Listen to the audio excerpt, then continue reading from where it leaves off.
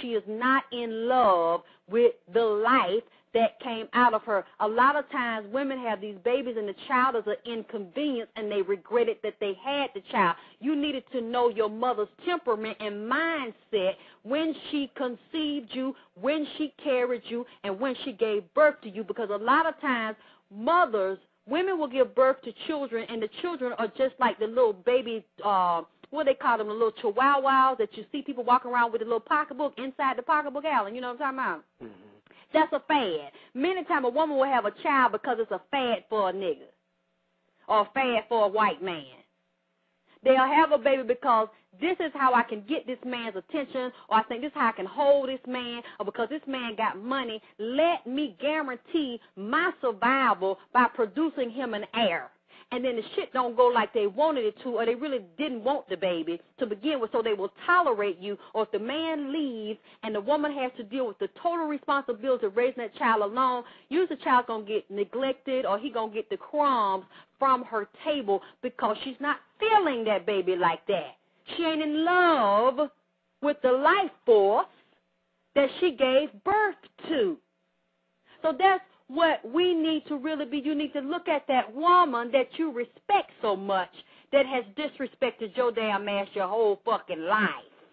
And then when I got back to psychology, her knowing shit on you, having the ups on your ass, because she has had years to master you and to be a damn master of deception. That's why you know her and she don't know you. That's why she know about your secrets or what make you tick, and she can say cutting shit to you, and you keep running and hopping and skipping and jumping through hoops trying to please her, and she see you dancing like a damn fool, making a clown out of yourself trying to get approval, and every time she see you jump, she raised the bar up a little bit higher and a little bit higher, and every time you raise up and jump over that one, she always say it ain't a damn enough. You need to fix your teeth. You need to fix your ass. You need to get higher grades. You need to make more money. You need to get you a better car than that. That's all you can find? You need to get you a better house than that. Oh, that man, there's always some damn pickaninny, damn knick-knack, paddywhack ass shit that she will come up with to fuck with your weak and fragile ego and low self-esteem, because she got the ups on your damn mindset, and she know you weak and vulnerable because she has spent your whole life throwing your ass off of balance,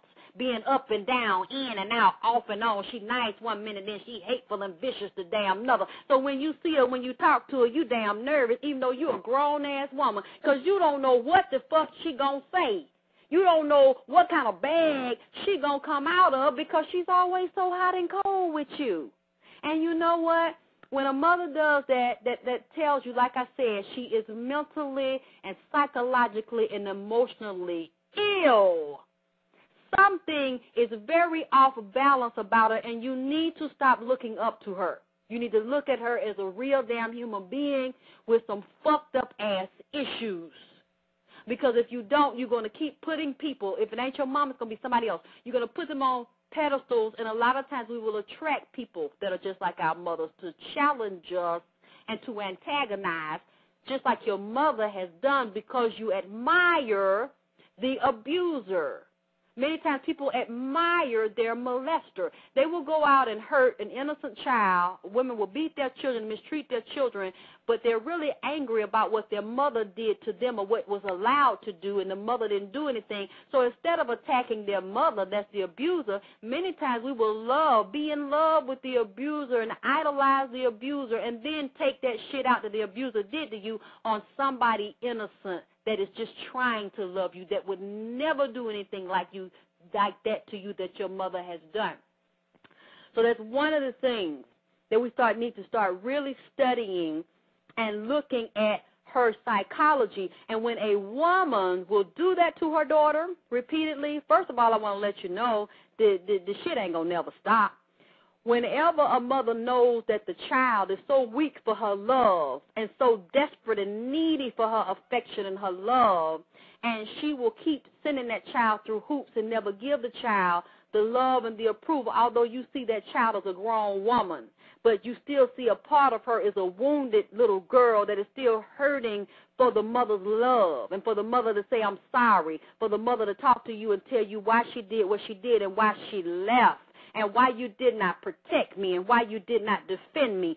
The mother that is fucked up in the head, that cannot deal with her own pain and wants to rationalize her pain and abandoning her children, will never, ever relinquish her power and control over the wounded victim that is the daughter. And that's why many women will die, go to their grave, leave their daughters wounded here to carry on that legacy of hurt and pain, because she does not want to make you whole. Because if you become whole and you become empowered and you know that you are self-sufficient and independent and you can sustain yourself mentally, emotionally, spiritually, physically, and psychologically, you do not need her permission and you do not need any power from her. So you take your power from her, and now you will see that the same vulnerable, weak victim you felt like you were, that's what you will see the mother is, and the mother has always been. Because any mother that gives birth to her child that she loves and honors and respects and values that life, that nurtures and builds that life up, if she is in her right mind, she will never try to destroy and diminish the very essence of life force and breath that is breathing in that daughter, that moves through her as a portal. So we have to realize we got a lot of infected, defiled portals inside of the wombs of women that are bringing forth life. And another thing that I want to mention about that, and that's why I said go backwards before you go forward.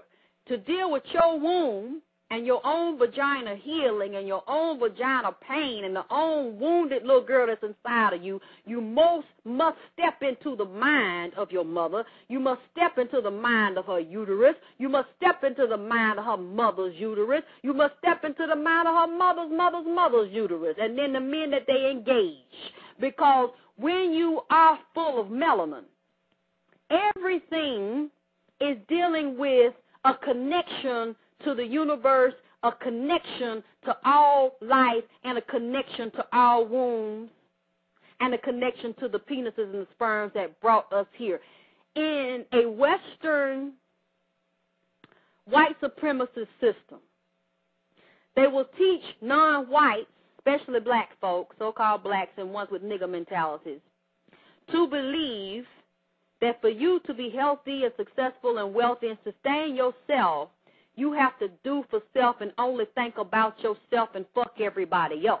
It's all about I got mine and you got to get yours. Dividing and conquering. What I'm trying to tell you is that's what makes us weaker, looking at our differences and separating ourselves instead of coming together. A black woman, in my opinion, at least that's how it's been for me, I cannot deal with my issues. I cannot heal myself independently and say this is just about me until I go back to my lineage and I see what was the glitch in my lineage.